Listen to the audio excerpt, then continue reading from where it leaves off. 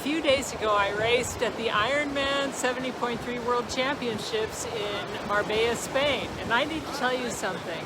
I didn't finish. I ran out of time on the bike course and I wasn't allowed to start the run. But here's what I learned. Sometimes winning isn't what you think it is. I'm Lynn Weimar, and today I want to share what happened and what it taught me about success, pride, and running your own race. Let me back up. I came to Spain with a dream. Complete the Ironman 70.3 World Championship. That's a 1.2 mile swim, 56 mile bike with massive climbing, and a 13.1 mile run. I'd qualified for this. I had trained for this and dreamed about this. This was going to be my race. But life had other plans. A few months ago, my husband Paul and I were in a serious car accident. Nothing life-threatening, thankfully, but it disrupted my training significantly. The fitness I'd been building, it was gone. The endurance, compromised. The preparation, cut way short. But I was already committed, already qualified, already registered, so I showed up. Because that's what you do when you've committed to something, even when conditions aren't perfect. And race day, it was hard. Race morning, the wind was blowing, the sea looked rough. I'd done some practice swims in the Mediterranean in the days leading up to the race, which I'll tell you about in another video. So I wasn't afraid, I was ready. But ready doesn't mean easy. The swim was tough.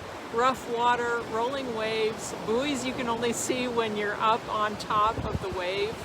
And I didn't have the endurance I normally would because of the shortened training. A swim that usually takes me 45-50 minutes took me an hour and 2 minutes.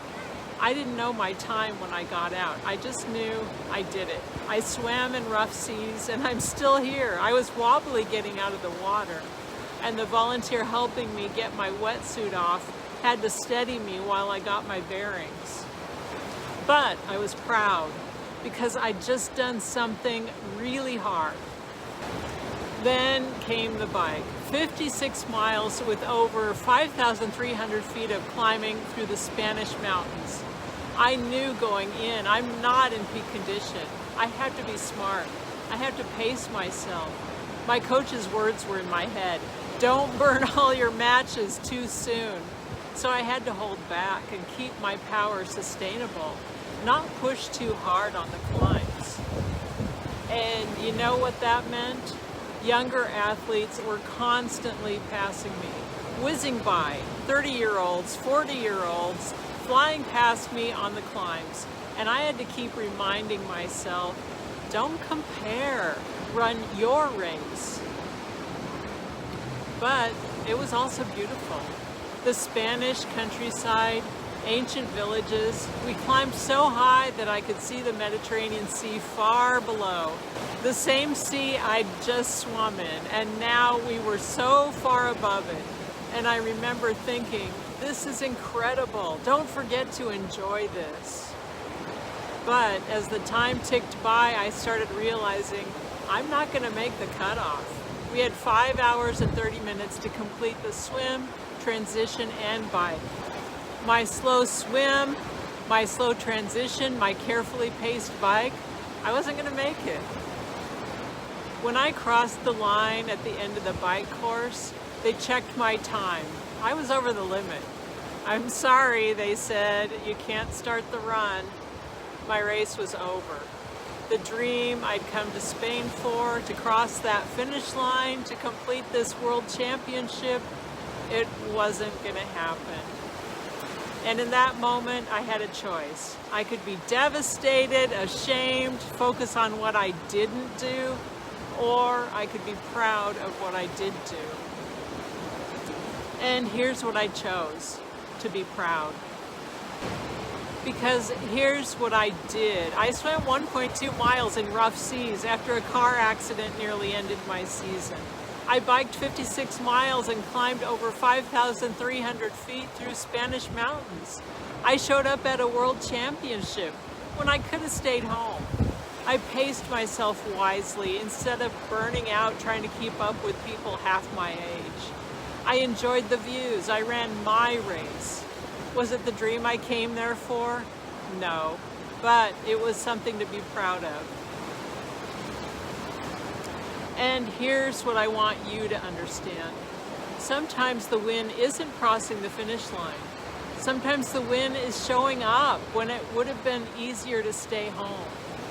Sometimes the win is doing your best with what you have, even when your best doesn't look like you hoped. So let me ask you, what dream of yours hasn't gone as planned? What goal did you set that you haven't reached yet? What race are you running where you feel like you're not good enough or too slow or behind? Here's what I want you to consider. What if you stopped focusing on what you didn't do and started celebrating what you did do? What if the win isn't what you think it is? What if showing up, trying, giving your best, what if that's the win? You don't have to cross every finish line to be proud. You don't have to achieve every goal to have succeeded. Sometimes just being in the race, swimming in the rough water, climbing the mountains, showing up on hard days, sometimes that's the victory.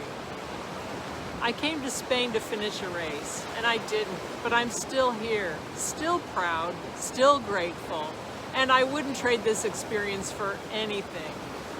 If you have a dream that hasn't gone as planned, I hope this story encourages you. You're not failing, you're not behind, you're not enough. You're running your race, and that's what matters. If this resonated with you, subscribe to this channel. Comment below, what's a win you haven't been giving yourself credit for? And if you're ready to start taking action on your freedom, not just mentally, but physically too, grab my free guide, 3 Secrets to Being Fit Beyond 50. It's in the description below. I'll show you how to rewire your relationship with food and exercise from the inside out, because that's where real transformation happens.